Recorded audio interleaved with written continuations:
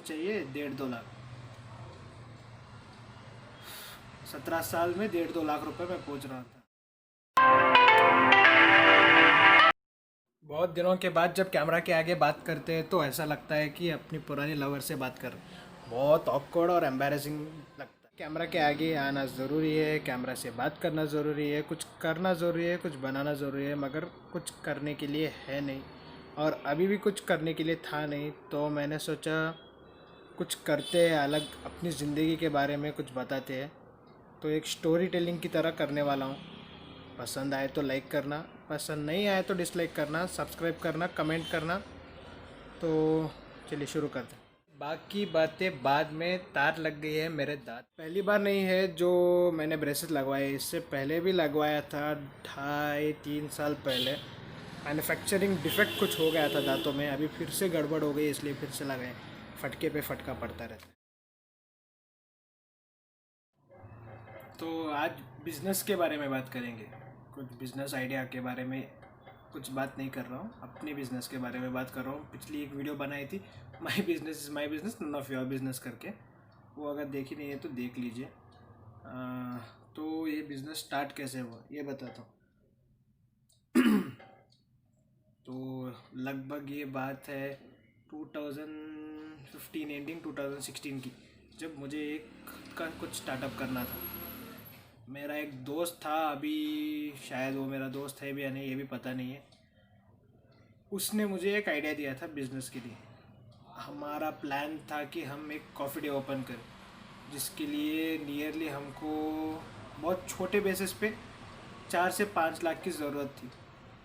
उसने मुझे बताया कि वो 3 लाख तक एडजस्ट कर लेगा। मुझे 1.5 से 2 लाख रुपए मुझे एडजस्ट करने चाहिए थे।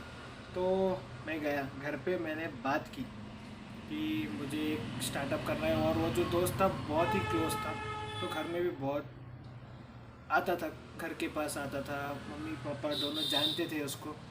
तो मैंने बताया कि ऐसे जो XYZ था वो बिज़नेस स्टार्ट करना चाहता है मेरे साथ, तो मुझे अमाउंट चाहिए 1.5-2 लाख। 17 साल में 1.5-2 लाख रुपए मैं पहुंच रहा था। मुझे ठीक से 100-150 रुपये खर्च करने के लिए नहीं मिलते थे। मैं 1.5-2 लाख की बात कर रहा था। तो घर पे ऑब्वियसली भरोसा नहीं करते कोई भी। 16-17 साल का है, उसको 1.5-2 लाख दे के क्या करेंगे करके। फिर मगर मुझे तो था बिज़नेस करना है, किसी भी हालत में बिज़नेस करना है। तो आगे की कहानी ऐसी है कि जिस बंदे ने मेरे दिमाग में कीड़ा छोड़ा था बिज़नेस का, वो उसने तो बिज़नेस का आइडिया ड्रॉप कर दिया, मगर मेरे दिमाग में कीड़ा ऐसे ही रह गया। बिज़नेस करना है, स्टार्टअप करना है, बिज़नेस करना है, स्टार्टअप करना है। मैं हमेशा पापा को, मम्मी को घर पे जैसे ही कॉलेज से आता था बोलता था क्या करें, बिज़नेस करना है, बिज़नेस करना है, बिज़नेस करना है। तो वो एक दिन सीरियस लिया पापा ने और मम्मी ने। रात के टाइम था शायद, तो पूछा ठीक है क्या करना चाहता है बिज़नेस। मैंने बोला बढ़िया सा कॉफ़ी डे ओपन करूँगा। पापा का फर्स्ट रिएक्शन यही था, तुझे हम पढ़ा रहे हैं तो चाय बेचने वाला बनेगा। चाय बेचने वाला, कॉफ़ी डे। मैंने समझाया पापा को, कॉफ़ी डे, हाँ कॉफ़ी डे में क्या बिकाएगा, कॉफ़ी चाय, वही ना। इसके लिए पढ़ाई क्यों कर रहा है, जब चाय का ठेला ओपन कर ले।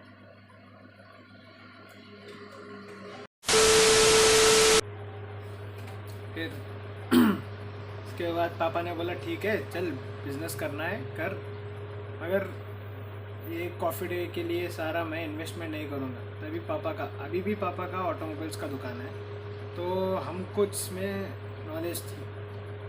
हमको जिसमें नॉलेज थी तो पापा ने बोला कि तुझे ऑटोमोबाइल्स का आइडिया भी है, तुझे ऑटोमोबाइल्स का स्टार्टअप करके दे दूँगा। कॉलेज ख़त्म कर, कॉलेज जैसे ही ख़त्म होती है आ जा। कॉलेज ख़त्म माने दोपहर के बाद, सुबह से दोपहर तक दूसरा एक लड़का रहेगा, दोपहर के बाद तू देख ले करके। मैंने भी ठीक है, मुझे स्टार्टअप करना था कुछ भी हो। मुझे कॉलेज के बाद यहाँ वहाँ घूमना, वेलेगिरी करने का इंटरेस्ट बिल्कुल नहीं था। मुझे कुछ करना था तो मान लिया मैंने। मगर इसके बाद क्या हुआ, सारा देख लिया। कॉलेज के बहुत ही करीब वॉकेबल डिस्टेंस पे ही दुकान भी देख लिया, बात कर लिया, सारा फाइनलाइज कर लिया। अभी सिर्फ वहाँ पर जाके बुक करना था दुकान। फिर मेरे एक अंकल हैं, उस दिन शायद मेरे यहाँ कुछ गैदरिंग थी, फैमिली गैदरिंग थी या फिर कुछ फंक्शन था, याद नहीं है। मेरे अंकल आए थे। मेरे अंकल फर्नीचर के बिजनेस में, वो लगभग मेरे हिसाब से 15-20 साल से तो फर्नीचर के लाइन में। पापा के बड़े भैया, तो पापा ने बोला कि ऐसा उसको बिज़नेस भी करना है, कॉलेज भी जाएगा, देख लेगा, कुछ फोर्स नहीं कर रहा है, अपने अपने मर्जी से ही देखना चाहता है। तो इन्वेस्टमेंट करने के लिए सोच रहा हूँ मैं, ऑटोमोबाइल्स का एक दुकान देखा है वहाँ पर कर। फिर ये सुन के पता नहीं मेरे अंकल को कुछ एक तरह से उनको भी खुशी हुई कि लड़का कॉलेज भी जा रहा है, मदद भी करना चाहता है घर में। मदद करना, पैसे कमाना कुछ था नहीं मुझे, मगर मुझे कुछ स्टार्टअप अपना चाहिए था, इसलिए किया था। तो अंकल ने वहाँ से पापा को आइडिया दिया कि जो लाइन है उसी में क्यों फिर से जाता है।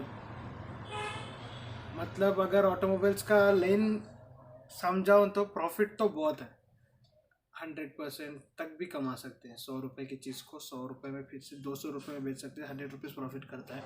मगर दिक्कत क्या होती है, अमाउंट जो इनकम अमाउंट रहता है बहुत कम रहता है।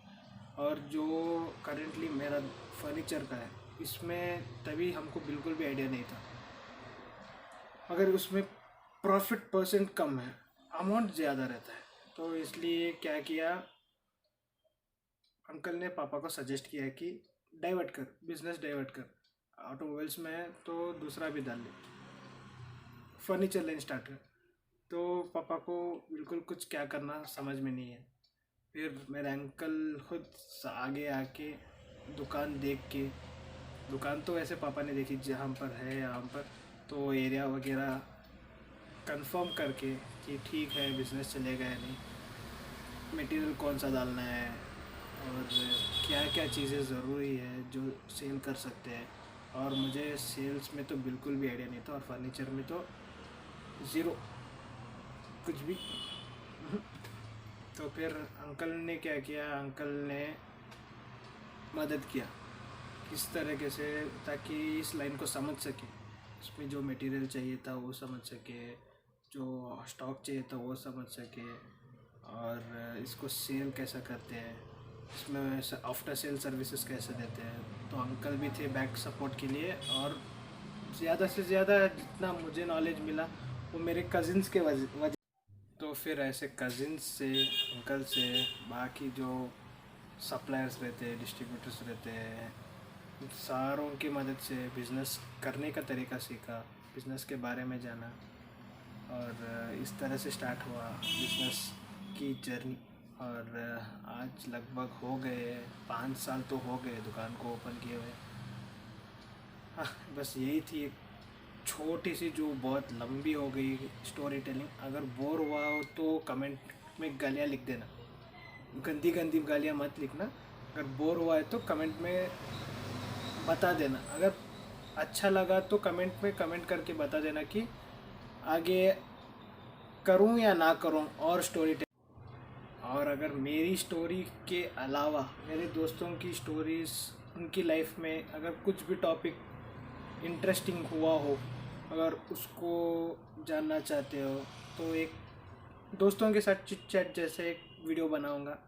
अगर इस वीडियो को अच्छा रिस्पॉन्स मिले तो अगर अच्छा रिस्पॉन्स मिल रहा है तो लाइक करके कमेंट कर दो। अगर बुरा रिस्पॉन्ड है स्टोरी टेलिंग, अगर बोरिंग लगी तो डिसलाइक करके भी कमेंट कर दो। तो बस यही।